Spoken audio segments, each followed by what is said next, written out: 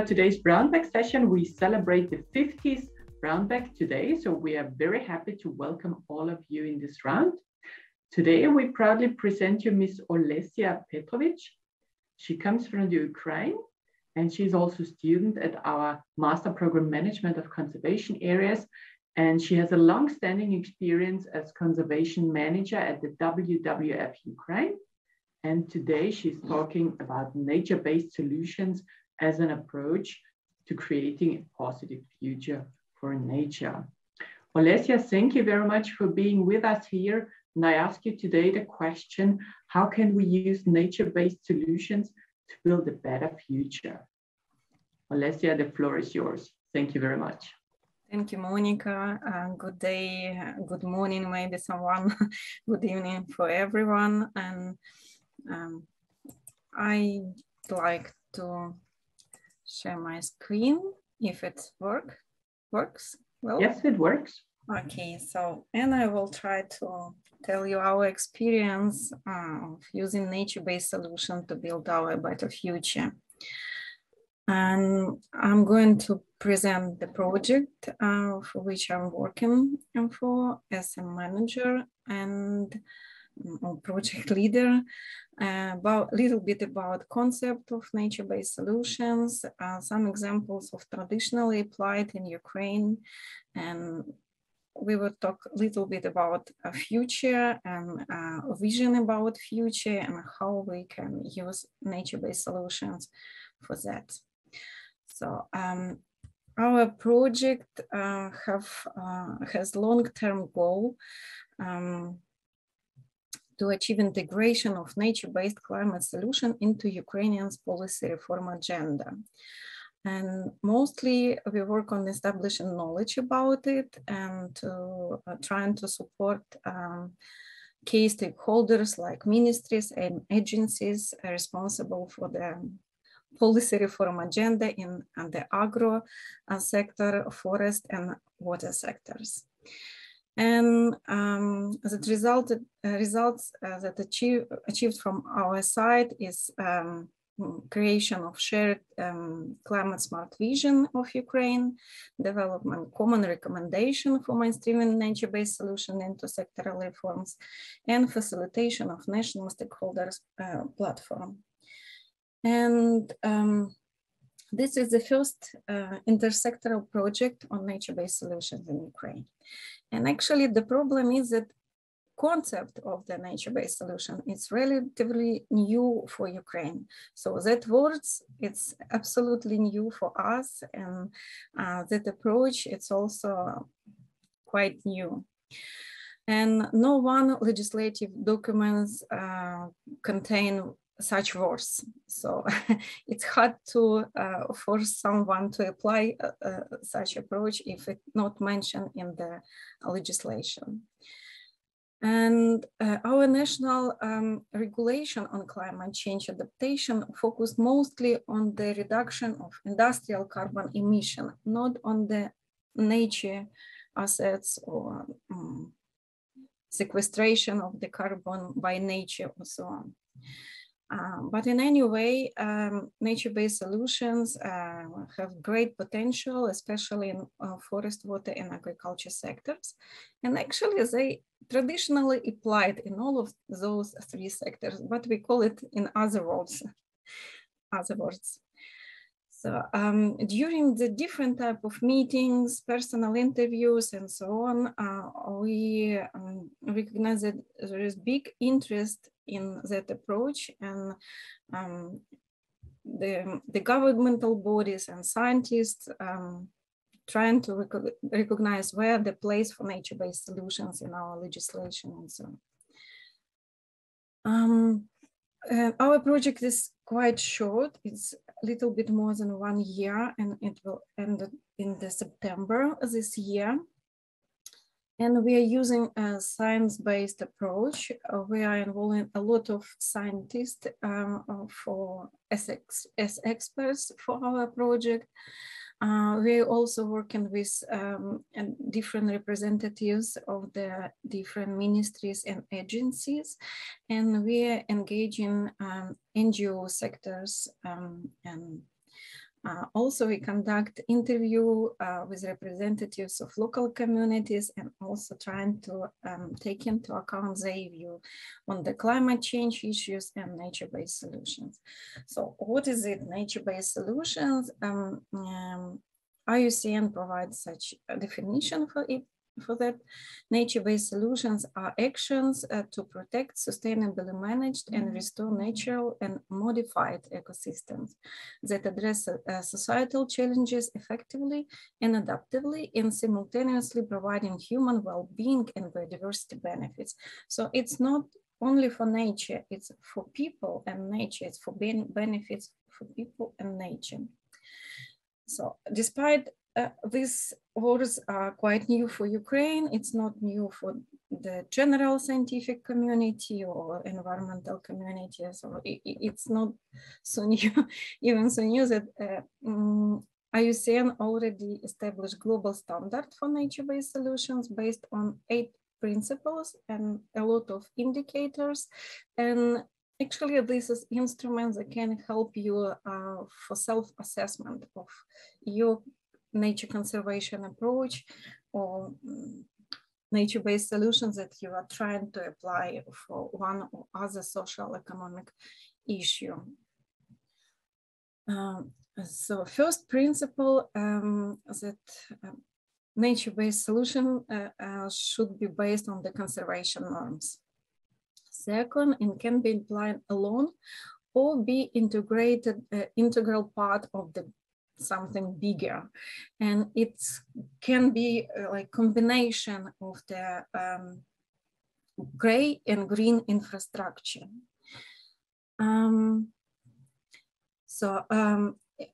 Nature-based solution should be site-specific and take into account local nature condition and also cultural context.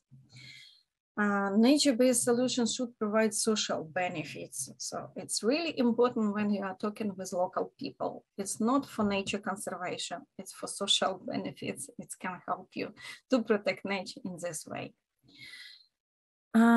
It should maintain biological and cultural diversity and ecosystem in general. And also during the time, it's very important that it should work not only today or tomorrow, but in the longer perspective. And it also, when you are planning nature-based solution, you should take into account landscape approach, use landscape approach, and to see how it will work with combination combination and relation with other ecosystems nearby, how it will influence on the other part of ecosystem and so on. Nature-based solutions should recognize and address the trade-offs between the production of the few immediate economic benefits and the future options for example, for ecosystem services and also in a longer perspective. And in any way, nature-based solutions should be integral part of the overall design of the policies. And actually, our project within Ukraine trying to find correct place for nature-based solutions in our policy reform agenda. And also, as you remember, one of our tasks was create the vision. Actually, vision, it's also not so visioning process or approach. It's not so common for Ukraine. It was hard to explain our stakeholders what we are going to do for what we need such a vision. And if we recognize there are actually big signs about future study and so on. Altogether, we work on the preferable future and trying to create something almost ideal for next 100 years. But first, we should explain our stakeholders what is it nature-based solution, and the easiest way is to show the traditional examples in Ukraine. So agroforestry is one of the most traditional approach, one of the most traditional nature-based solution in Ukraine, and actually we are starting from that thing. And it's really easy to explain. You can see picture behind me, the shelter beds, windbreaks between crops. It provides a lot of benefits for the farmers, and from the different aspect of the protection of from the weather, and that provide additional amount of the crops and so on. And also important for now, really important for now, self-seeding forest that was formed on the abundant land during last 30 years. And mostly it was unproductible lands, and no one interested in that lands in that time. But now we see big movement within agribusiness that they're trying to convert this forest in the crops again in the fields. So it's very important to protect self-seeding forest because it brings a lot of benefits to local communities. It's really helped to conserve that unproductible soils, to make better environment for local community, and to provide different type of social benefits from forest to local community. And also pastures. It was traditional in the former time, but now less and less lands in the natural conditions with grasslands, and the more and more those lands get converted to the arable lands. It's not good. And also preservation and sustainable management of the forest, of the pastures also can bring a lot of benefits to local communities. And river rehabilitation, we also have some experience in that, but now it's more important approach, also taking into account climate change issues. So during last 3 months, we organized a lot of seminars, mostly in online form, but also one in person.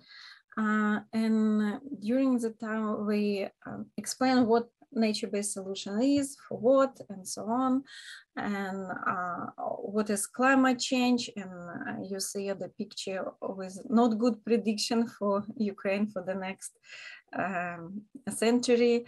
And we identified a lot of problems connected to climate change in water, forest, and agro sectors. And also we, together with all of the participants, identified a lot of MBAs for Ukraine, circa 40, not 4 as I saw first examples, but 40 different, maybe it's not so scientific or still, but it's working variant. And we created integrated vision for climate smart Ukraine. You can see the picture. And so we think that in next century, our country will be thriving, nature-friendly, carbon neutral, and climate resilient, where natural resources are protected, sustainably used, and conserved. So it's our dream, it's our goal, and we are working on it by creating also sectoral vision for climate smart Ukraine, how each sector will work to achieving those common vision.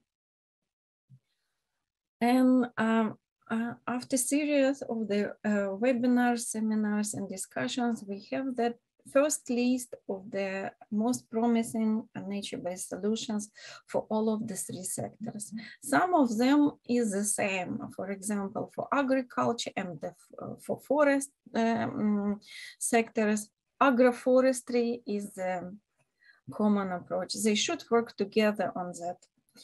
And also river rehabilitation or restoration or rewilding, also very relevant for water sectors and for agriculture sectors, and a little bit also for forest sectors.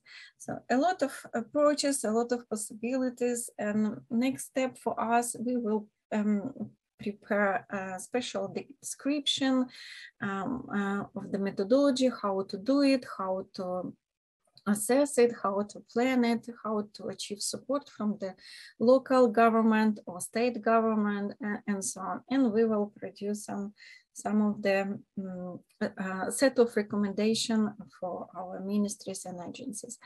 And all of that will be published on the special website. I hope it will be open in the end of the springtime. So we'll see. I think it will be something beautiful and very useful.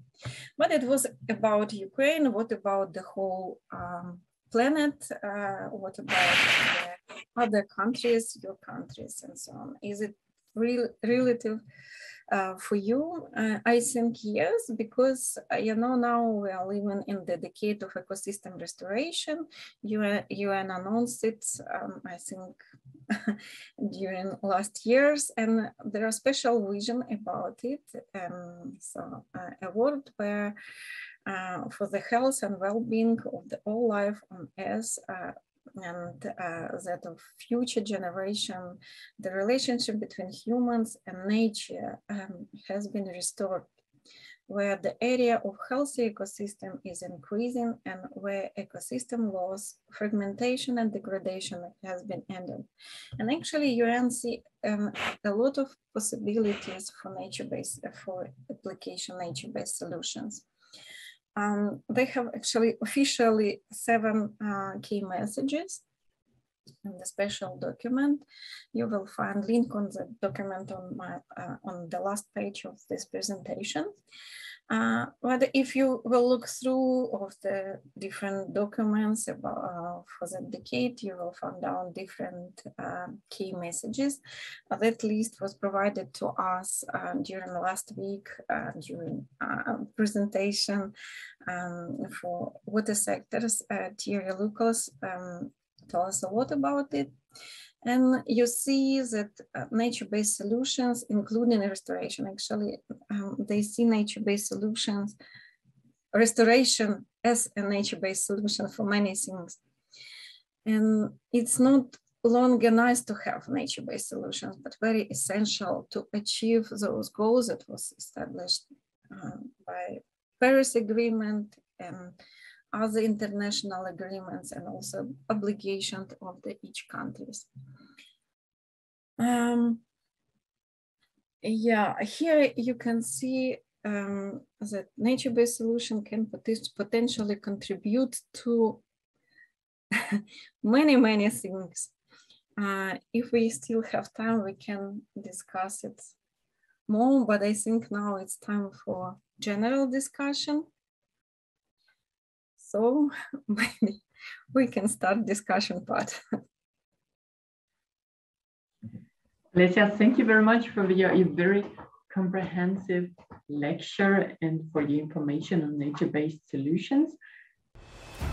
Will ensure nature conservation in the 21st century. Be part of the new 4-semester part-time master program. Carinthia University of Applied Sciences.